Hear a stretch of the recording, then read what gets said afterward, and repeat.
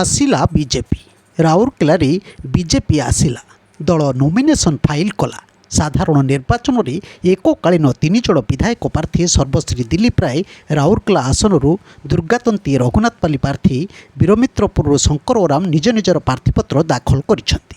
ରାଉରକେଲାରେ ଦିଲ୍ଲୀପ ବାବୁ ଓ ରଘୁନାଥପାଲିରୁ ଦୁର୍ଗାତନ୍ତୀ ଏକ ବିରାଟ ପଦଯାତ୍ରାରେ ରାଉରକେଲା ବିଶ୍ରା ଛକଠାରୁ ବାହାରି ମେନ୍ ରୋଡ୍ ଦେଇ ଉଦିତ ନଗରଠାରେ ପହଞ୍ଚିଥିଲେ।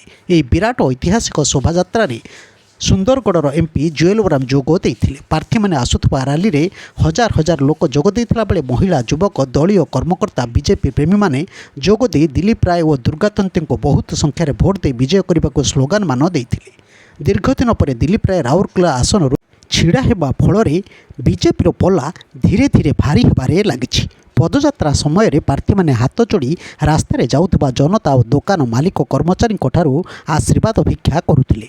ଶୋଭାଯାତ୍ରାରେ ପ୍ରାର୍ଥୀଙ୍କୁ ତଥା ସାଂସଦ ଜୁଏଲ ଓରାମଙ୍କୁ ବହୁ ସଂଗଠନ ବ୍ୟକ୍ତିବିଶେଷ ଉତ୍ତରୀୟ ପୁଷ୍ପମାଳ, ପୁଷ୍ପଗୁଚ୍ଛ ଦେଇ ସମ୍ମାନିତ କରୁଥିଲେ। ଏହି ଯାତ୍ରାରେ ବିଜେପି ନେତୃବୃନ୍ଦ ଓ କର୍ମୀମାନଙ୍କ ମହଲରେ ବେଶ୍ ଉତ୍ସାହ ପରିଲକ୍ଷିତ ହୋଇଥିଲା। କର୍ମୀମାନେ ହାତରେ ବିଜେପି ପତାକା ଓ ବିଧାୟକ ପ୍ରାର୍ଥୀଙ୍କ ଫଟୋ ଧରି ସ୍ଲୋଗାନମାନ ଦେଉଥିଲେ।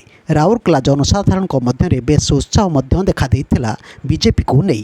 ସେହିଭଳି ବୀରମିତ୍ରପୁର ବିଧାୟକ ଶଙ୍କର ଓରାମ ରାଉରକେଲାର ସିଂହାସନୀ ମନ୍ଦିରଠାରୁ ଏକ ପଦଯାତ୍ରାରେ ଆସି ଉଦିତନଗର ସ୍ଥିତ ଛକଠାରେ ପହଞ୍ଚି ନାମାଙ୍କନ ପତ୍ର ଦାଖଲ କରିବାକୁ ଯାଇଥିଲେ। ଏହି 3 ବିଧାୟକ ପ୍ରାର୍ଥୀ ନାମାଙ୍କନ ଫାଇଲ୍ କରିଥିଲେ। ଏହି ଶୋଭାଯାତ୍ରାରେ ପ୍ରାୟ 20,000ରୁ କର୍ମୀ ଓ ଶୁଭେଚ୍ଛୁ ଅଂଶଗ୍ରହଣ କରିଥିଲେ ବୋଲି ଦଳ ପକ୍ଷରୁ କୁହାଯାଇଛି। ତେବେ ଦିଲ୍ଲୀପଙ୍କ ପ୍ରତି କ୍ରେଜି ବଢ଼ୁଥିବା ଦେଖି ବିରୋଧୀ ଛାନିଆ ହେଲେଣି। ରାଉରକେଲାରେ ଦିଲ୍ଲୀପଙ୍କ ପ୍ରତି ଜନସମର୍ଥନ ବିଜେପି ପାଇଁ ସିଟ୍ ହାତେଇବା ଏକ ରକମ ସୁବିଧାଜନକ ସ୍ଥିତି ସୃଷ୍ଟି କରିଛି ବୋଲି ସାଧାରଣରେ ଚର୍ଚ୍ଚାର ବିଷୟ ହୋଇଛି। ଦେଖନ୍ତୁ ତାରି ଭିଜୁଆଲ। ମୁଁ ରାଉରକେଲାର ଭାଇ ଭଉଣୀମାନଙ୍କୁ ସମସ୍ତଙ୍କୁ ଧନ୍ୟବାଦ ଦେବାକୁ ଚାହୁଁଛି। ଯେତେ ଖରାରେ ବି ମୋତେ ସକାଳୁ ଆସିକି ଯେଉଁ ର୍ୟାଲିରେ ରହିଲି ଲାଷ୍ଟ ପର୍ଯ୍ୟନ୍ତ ଧନ୍ୟବାଦ ଦେବାକୁ ଚାହୁଁଛି। ନୋମିନେସନ୍ ପେପର୍ ଆମେ 3 ଜଣ ଏଠି ଆଜି ଦେଇଛୁ। ଜଷ୍ଟ କମ୍ପ୍ଲିଟ୍ କରିକି ଆପଣ ପାସପୋର୍ଟ ଦାଖଲ କଲେ ମୁଦ୍ଦା କ'ଣ ରହିବ? ମୁଦ୍ଦା ମୁଁ ଅଲରେଡ଼ି କହିସାରିଛି। ମୋର ଗୋଟିଏ ମୁଦ୍ଦା ବେସିକ୍ କ୍ୟାବିନେଟ୍ ରାଉରକେଲାର, ଆଉ ଏଠି ଫାର୍ଷ୍ଟ ଥିଙ୍ଗ ଏଠି କର୍ପୋରେସନର ଇଲେକ୍ସନ୍ କରିବା।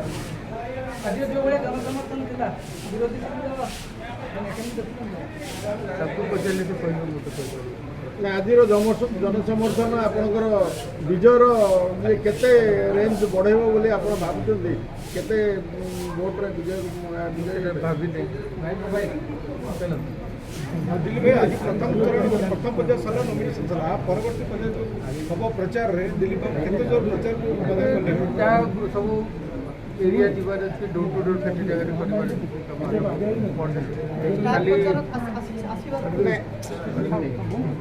ଆଜି ଦିଲ୍ଲୀପଙ୍କ ଗଡ଼ କହିଲେ ରାଉରକେଲା ବୋଲି କୁହାଯାଏ। ଆଜି ଯେଉଁ ହେଲା ଶୋଭାଯାତ୍ରା, ଏଇଟା ଗଡ଼ ରକ୍ଷା ପାଇଁ ନା ଫାଇନାଲ ଟୁର୍ଣ୍ଣାମେଣ୍ଟର ଫାଷ୍ଟ ଝଲକ? ସେଟା ଆପଣ ଡିସାଇଡ୍ କରନ୍ତୁ।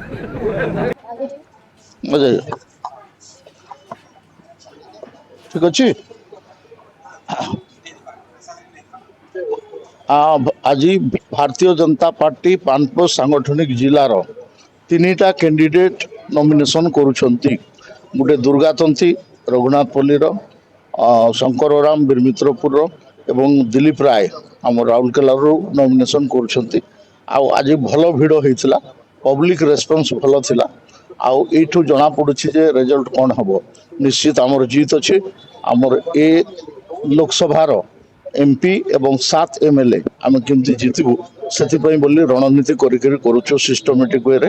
ଆଜି 3ଟା କ୍ୟାଣ୍ଡିଡେଟ୍ ନମିନେସନ୍ କଲେ, 2 ତାରିଖ ଦିନ ମୁଁ ନମିନେସନ୍ କରିବି, ପ୍ଲସ୍ ଆମର 3ଟା କ୍ୟାଣ୍ଡିଡେଟ୍ ସୁନ୍ଦରଗଡ଼ ସବ୍ ଡିଭିଜନର ନମିନେସନ୍ କରିବେ ଏବଂ 3 ତାରିଖ ଦିନ ସେବତୀ ନାୟକ ବଣେଇର ନମିନେସନ୍ କରିବେ। ठीक है, thank you sir, thank you. Ravi Mishra number अच्छी क्या पाखे आम आडभोकेट मो मोबाइल नहीं समझे रिंग कर मोबाइल नहीं मत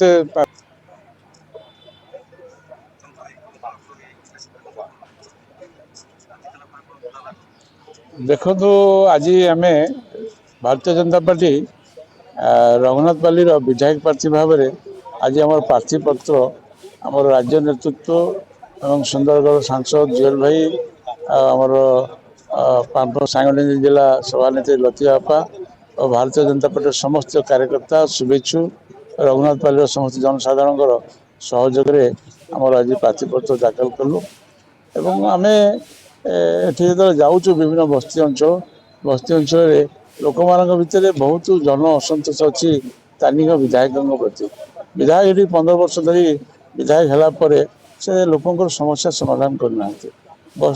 ବସ୍ତି ମାନଙ୍କରେ ବିଧାୟକ ନିଖୋଜର ପୋଷ୍ଟର ଲାଗୁଛି।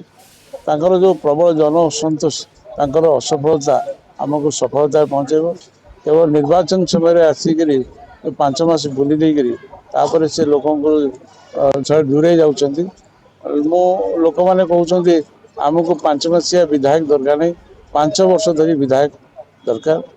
ତାର ଫଳସ୍ୱରୂପ ତାଙ୍କ ପ୍ରତି ଯେଉଁ ଜନସାଧାରଣ ଅସନ୍ତୋଷ ଅଛି, ତାର ସେଥିପାଇଁ ତାଙ୍କର ରାଜ୍ୟ ନେତୃତ୍ୱ ଏଠାରେ କାହାକୁ ପ୍ରାର୍ଥୀ କରିବେ ସ୍ଥିର କରିପାରିଲେ ନାହିଁ।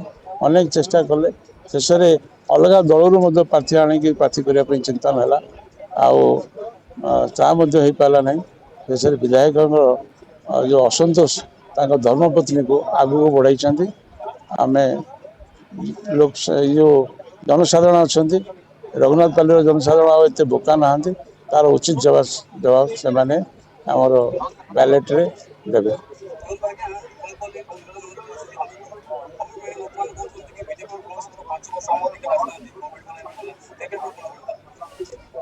ହମିରପୁରଠୁ ଆରମ୍ଭ କରି ଆମର ଲୁହାକେରା, ଚୁମକେଲା ବିଭିନ୍ନ ଯେଉଁ ବସ୍ତି ଅଞ୍ଚଳ ଅଛି, ତାଙ୍କର ବିଭିନ୍ନ ସମସ୍ୟାରେ ଆମେ ଠିଆ ହେଇଛୁ। ତାଙ୍କର ଯେଉଁ ଅଞ୍ଚଳ ଅଛି, ନା ମ୍ୟୁନିସିପାଲିଟିରେ ଯାଉଛି ନା ପଞ୍ଚାୟତରେ ଯାଉଛି। ଭାରତୀୟ ଜନତା ପାର୍ଟି ପ୍ରତ୍ୟେକ ସମୟରେ ତାଙ୍କ ପାଇଁ ଲଢ଼େଇ କରିଛି ଯେ ତାଙ୍କୁ କୌଣସି ନା କୌଣସି ଜାଗାରେ ସାମିଲ କରାଯାଉ। ତା ସହିତ ସେଠିକାର ଷ୍ଟ୍ରିଟ୍ ଲାଇଟ୍ ଯୋଜନା, ସୋଲାର ଲାଇଟ୍ ଯୋଜନା କରିବା, ସେଠାରେ ଅନ୍ୟାନ୍ୟ ଯେଉଁ କିଛି ସମସ୍ୟାକୁ ସମାଧାନ କରିବାରେ ମଧ୍ୟ ଆମେ ଚେଷ୍ଟା କରିଛୁ, ଆଉ ବହୁତ ଜାଗାରେ ସଫଳ ମଧ୍ୟ ହେଇଛୁ। ଆଉ ରହିଲା ଯେଉଁ ଛୋଟ ମୋଟ ଯେଉଁ କାମ ଯାହା ରହିଛି, ତାକୁ ଆମ ପାଖକୁ ଯାହା ଆସିଛି, ଆମ ଦ୍ୱାରା ଆମେ ଯେଉଁଟା କରିପାରିବା କଥା ଆମେ କରିଛୁ। ବ୍ୟୁରୋ ନ୍ୟୁଜ୍ ଓଡ଼ିଶା କଥା ୟୁଟ୍ୟୁବ୍ ଚ୍ୟାନେଲଟିକୁ ଆପଣମାନେ ଦେଖୁଛନ୍ତି। ମତାମତ ଦିଅନ୍ତୁ, ଲାଇକ୍ କରନ୍ତୁ, ସବସ୍କ୍ରାଇବ୍ କରନ୍ତୁ ଓ ସେୟାର ମଧ୍ୟ କରନ୍ତୁ।